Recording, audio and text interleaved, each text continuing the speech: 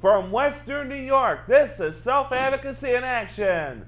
Today's special guest is film producer extraordinaire Adrian Esposito.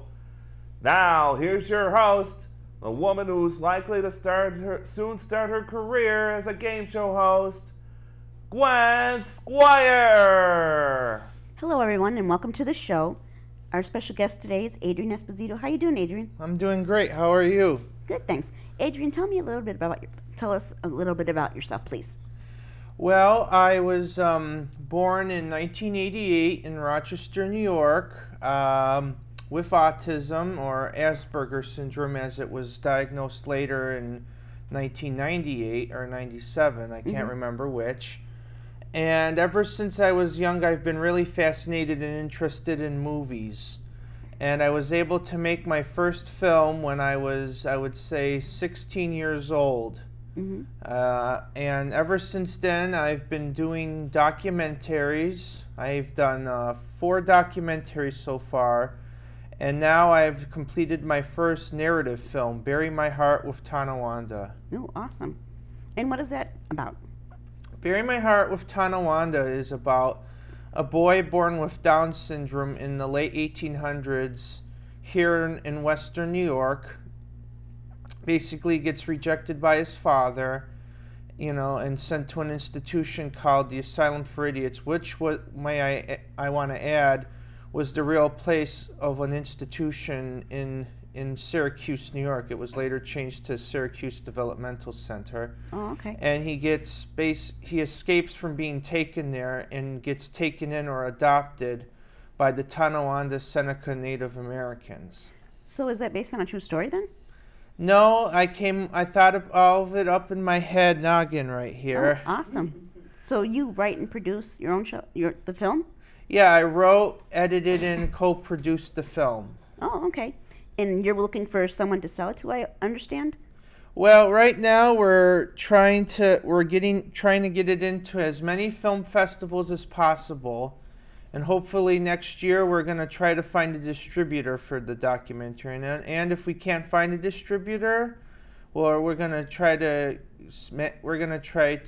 get it out there ourselves on DVD and Blu-ray. Okay, that's very cool. Let's back up a little bit. I want to talk to you about self-advocacy because you're also involved with that. Just a little bit about it. What got you to getting into self-advocacy? Was there a particular event or issue that was going on, and you said, hey, I want to speak up for myself? Well, what got me interested in self-advocacy was, of course, the film Bury My Heart with Tonawanda. But before that, the journey actually really started when I saw this documentary called Unforgotten 25 Years After Willowbrook, because that moved me to tears. But the thing that struck me with that documentary was, even though Bernard Carabello was in it, it really was from the perspective of the parents and siblings. It wasn't from people with disabilities themselves. So when I decided to do We Can Shine from Institutions to Independence, I wanted it to be from people with disabilities aspect. Okay. And of course, and for that I got to get Bernard Carabello interviewed for that documentary as well in New York City. I went to Syracuse to interview Michael Kennedy, And I wanted to even out the bad part with the dark part, legacy with the institutions, and the positive, how things are now. So I wanted to even those two out with that documentary. I saw the film and it was very moving. Yeah. A few years ago I saw it, that you were displaying it at, I believe it was DD Day. Oh. Yeah. When you were growing up in school, what was that like for you? Well, I really felt, a lot of times, at first it was when I was real young, I didn't like the fact that I wasn't learning math and how to read and write. It was mostly movies and cartoons, watching those on TV all the time, going to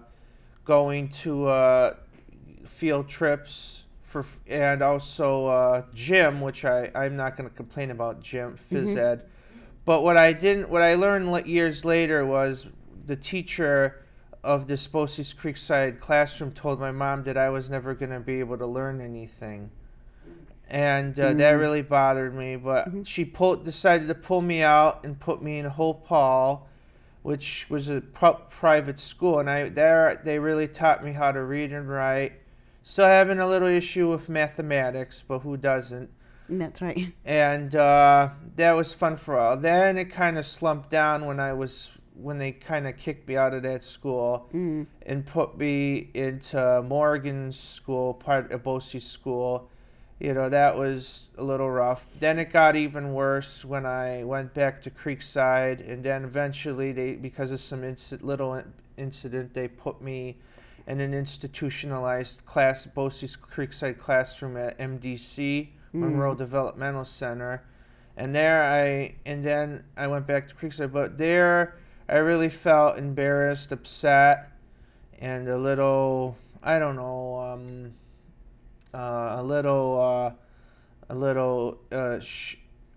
shy. I don't know if that's the right word, because I really wanted to be included and in public schools be included, not just segregated. And that's probably one of the issues one of the reasons I am a self-advocate now, is because I'm tired of people with disabilities being segregated, just like African Americans were back in the day in schools, because I feel that there should be more inclusion in the teachers, and not only should learn how to accept people with disabilities and learn how to deal with their behavior problems, some of them.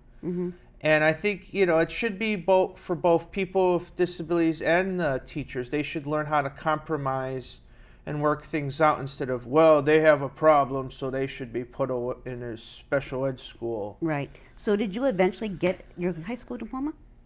I did get a diploma. I think I got some kind of award or a diploma through, because I was in the EMCC, Bosse's radio and television broadcasting classroom through EMCC at Eastern Monroe Career Center at Creekside. I was the only person with a developmental disability that went to that program. Very cool. And I took radio and television broadcasting. That was fun, and I also did basketball towards the end of my school years. Awesome. So is that what got you interested in doing cinematography and filming? Yeah, basically it got me more interested but before I went there, my first film was actually an 8-minute animated short called The South Africa Stand, which is about an insurrection that happens in South Africa in the 1970s during apartheid. So I did that, which was a cartoon. It took me a long time to draw the pictures and stuff. And you did that. Okay, very cool. So you can do a lot of things that I couldn't do. I'm not great at drawing and stuff like that. Yeah, I try my best to draw, but it more looks, it doesn't even look like anime. It looks, I don't know. But you give it a try. Yeah, I gave it a try. Yeah, and you do well with it. So you're like so would you say that you're the producer and the writer and the director of your show, of all the films that you've done? Yeah, but I have to give the credit to my mom too, because she has helped me out a lot too. Helping me with the writing material and stuff. She's basically doing a lot for my life. So she really supports you in what you're doing. Yeah. And your goals and whatever. Yeah, she is. That's very cool. We're going to be showing your film in a little bit. When we take a break, we're going to show it.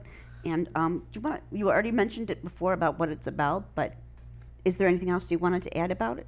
Well, I did want to say that, my mom helped out a lot with the film, and so did the director of the film, Gary Sundown, who's from the Tonawanda Seneca Reservation. And I really want to take my hat off to them. So what got you to come up with that idea? Well, originally, this is going way back, when I was at the Batavia conference. I thought it would be cool if I could have a person with Down syndrome who gets taken in by the Lakota Sioux Native Americans in the late 1800s out west, Old West, but it didn't seem realistic.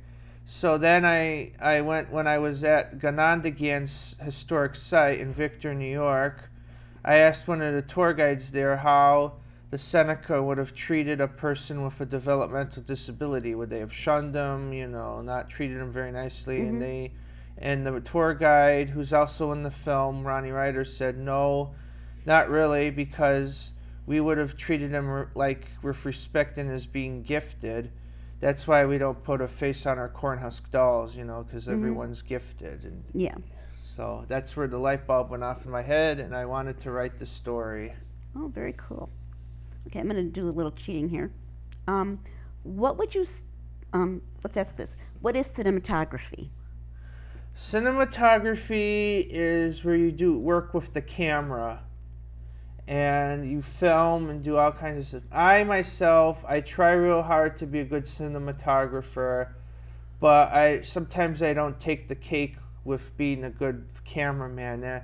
The guy who did the camera work was Tom Marini, and he did a fantastic job. I could not pull off all those things with the camera and everything, because the guy who did the cinematography, Tom Marini, did a great job.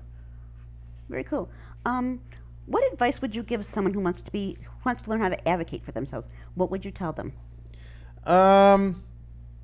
Basically, if they want to advocate for themselves, I would tell them, try to find your local disability rights agency or self-advocacy agency. Try to join up with them, like the Arca Monroe or self-advocacy movement that's going on now still, and just start the voyage. Try to fight for your rights.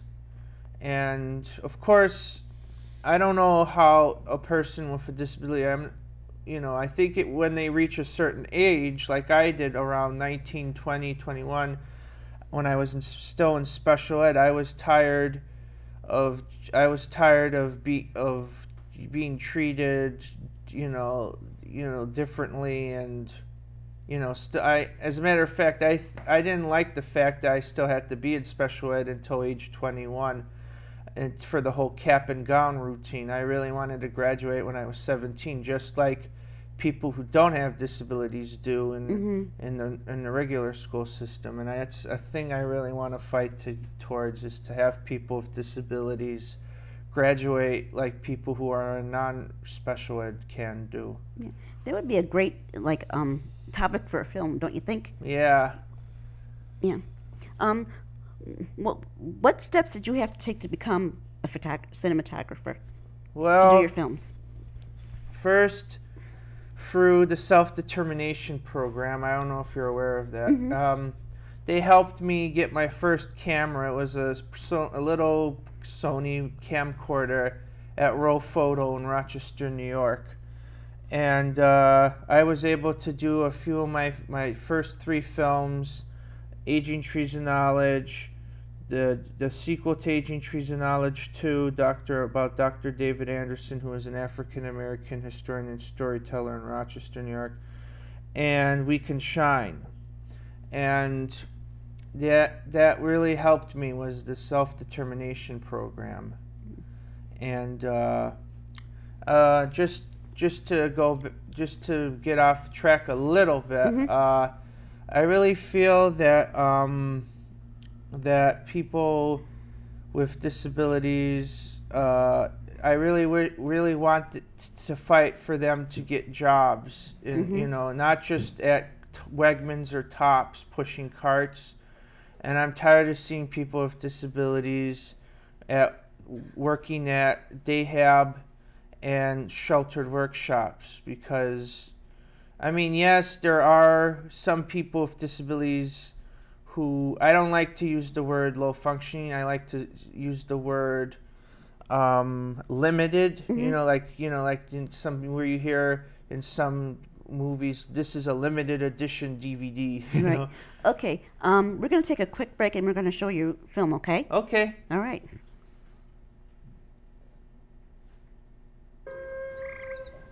How did I do? There is much You did you still need to learn, John. Not all white people will accept us for who we are. You should know this from the experience you had before you came to us.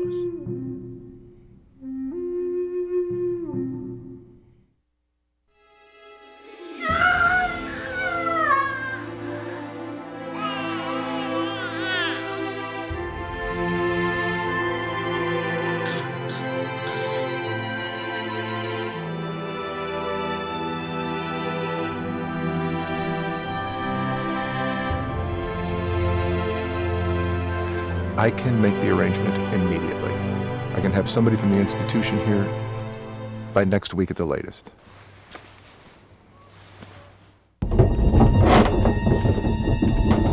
John, what are you doing?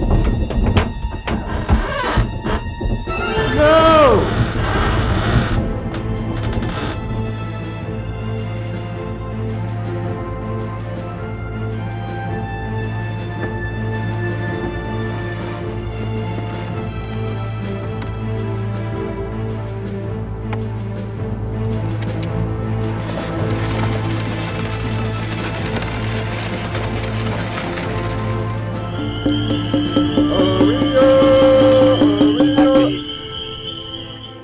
And what is your name, young man? My name is John. What yours? Chief Red Sky. Nice to meet you, John.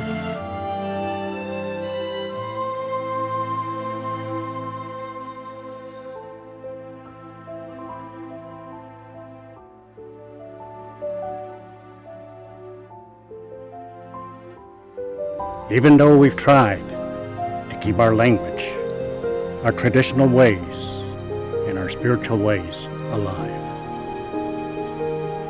I don't know what it's like to be an Indian anymore. I don't have the answer.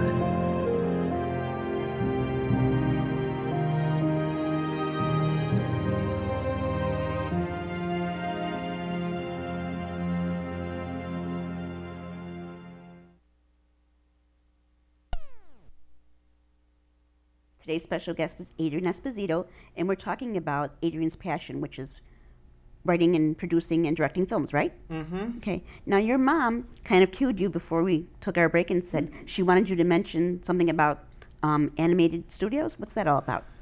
Animated Studio is a filmmaking and animation studio, and I totally forgot to give them a plug, you know, because they were the ones who really helped me with my films and got me started with the making of the South Africa Stand, that 8-minute animated movie I'm telling you about. They actually, I have a few work. I have the two of them. Fred Armstrong helps me sometimes when there's a local filming I have to do. He helps me with the camera work on some of the films. And there's Mike Boas. He comes over my house and helps me with editing choices I have to do on my films. So are they your mentors then, you would say? Yeah, I would say they're my mentors and friends. Oh, very cool. Okay. How does your filmmaking promote self-advocacy? Well, my filmmaking helps promote self-advocacy to show that, hey, if I couldn't do it, so can you. I mean, I came, you know, my childhood and upbringing wasn't really horrible, but still I felt like I wasn't accepted by the school system.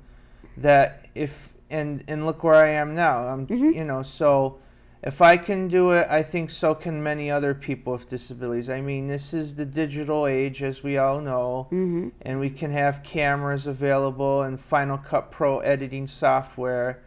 And my message is, if you have a camera and editing software, just go ahead and get your message and vision out there.